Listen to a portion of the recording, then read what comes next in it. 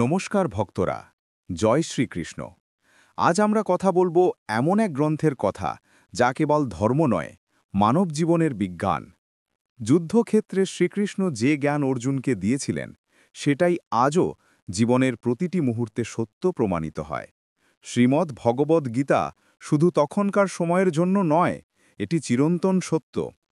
আজ আমরা জানব গীতার ৫টি গোপন শিক্ষা, যা জানলে তোমার চিন্তা, সিদ্ধান্ত আর জীবন একদম বদলে যাবে। ওম শিক্ষা ১। কর্মই তোমার অধিকার, ফল নয়। শ্রীকৃষ্ণ বলেন, কর্মণ্যবিকারস্তে মা ফলেষু কদাচনা। অর্থাৎ তোমার অধিকার শুধু কর্মে, ফলের ওপর নয়। আজকের যুগে আমরা সবাই ফলের পিছনে ছুটি, সাফল্য, টাকা পয়সা, নাম খ্যাতি। কিন্তু গীতা শেখায়, যদি তুমি নিঃস্বার্থভাবে কাজ করো, মন দিয়ে, ভক্তি দিয়ে, তবে ফল আপনিই আসবে। এটাই নিষ্কাম কর্মযোগ। তুমি যা করবে ভালোবাসা দিয়ে করো, তাহলেই কর্ম হবে পূর্ণ আর মন হবে শান্ত। যেমন এক কৃষক বীজ বপন করে, কিন্তু ফলাফল চিন্তা করে না। সে জানে যত্ন করলে ফল আসবেই। তেমনি আমরাও আমাদের কর্মে মন দিলে জীবনে আশ্চর্য পরিবর্তন আসবেই। নমস্কার ভক্তরা, ভগবদ্গীতায় শিক্ষা ২। মনই মানুষের বন্ধু, আবার শত্রুও। গীতায় বলা হয়েছে, উদ্ধরেদাত্মানম আত্মানং আত্মানং নাবসাদয়েত। অর্থাৎ নিজের মনকে জয় করলেই তুমি নিজেকে জয় করতে পারবে। আজ আমরা বাইরের দুনিয়াকে বদলাতে চাই, কিন্তু গীতা শেখায়, আগে নিজের মনকে নিয়ন্ত্রণ করো। যার মন শান্ত, সেই সত্যিকারের ধনী। যেমন এক রাজার, যার সোনার প্রাসাদ ছিল, কিন্তু মন অশান্ত ছিল। অন্যদিকে এক দরিদ্র সাধু, যিনি গাছতলায় ঘুমোতেন, তবুও পরম সুখী ছিলেন। গীতা বলে, শান্ত মনই আসল রাজত্ব। আজ আমরা শিখব শ্রীমদ্ ভগবদ্গীতার ৩য় গোপন শিক্ষা। আত্মা কখনো মরে না। গীতায় বলা হয়েছে, ন জায়াতে ম্রিয়তে বা কদাচিন। অর্থাৎ আত্মা জন্মায় না, মরে না, এটি চিরন্তন। আমরা যখন কাউকে হারাই, তখন ভাবি সব শেষ।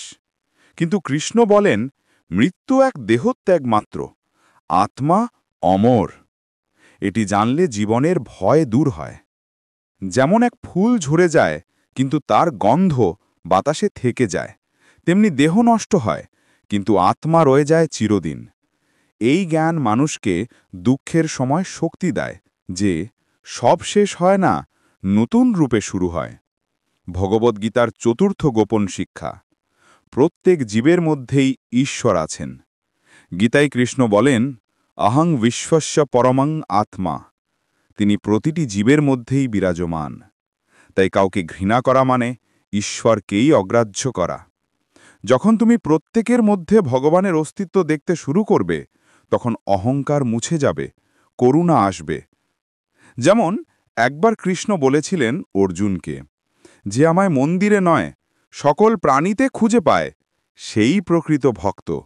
আজও যদি আমরা এই শিক্ষা মেনে চলি, পৃথিবীতে যুদ্ধ নয়, প্রেম ছড়িয়ে পড়বে। শ্রীমদ্ ভগবদ্ গীতার ৫ম গোপন শিক্ষা। শ্রদ্ধা ও ভক্তি মুক্তির পথ। গীতায় কৃষ্ণ বলেন, ইয়ঃ শ্রদ্ধাবান ভবতি সহ সুখম অপাপ্নোতি। অর্থাৎ যার অন্তরে শ্রদ্ধা ও ভক্তি আছে, তার জীবন আলোকিত হয়। শুধু পাঠ করলেই নয়, গীতার মর্ম বুঝে হৃদয়ে ধারণ করতে হবে। যার অন্তরে বিশ্বাস আছে, সে কখনো পরাজিত হয় না। উদাহরণস্বরূপ, যেমন অর্জুন ভগবানের কথায় বিশ্বাস রেখেছিল বলেই যুদ্ধক্ষেত্রে জয়ী হয়েছিল, তেমনি জীবনের প্রতিটি সংগ্রামে যদি তুমি কৃষ্ণের প্রতি বিশ্বাস রাখো, তবে জয় তোমার হবেই। শেষে বলবো, বন্ধুরা, গীতা কেবল একটি গ্রন্থ নয়, এটি জীবনের দিক নির্দেশক আলো। এই ৫টি গোপন শিক্ষা শুধু ধর্মীয় নয়, বাস্তব জীবনের প্রতিটি ক্ষেত্রে প্রযোজ্য। যদি আমরা কৃষ্ণের উপদেশ হৃদয়ে ধারণ করি, তবে দুঃখ, ভয়, উদ্বেগ সব কেটে যাবে। মন পাবে শান্তি, জীবন হবে ঈশ্বরময়। ওম জপ করো, হরে কৃষ্ণ হরে রাম। ভালোবাসা দাও, কর্মে নিষ্ঠা রাখো, আর নিজের অন্তরের কৃষ্ণকে চিনে নাও।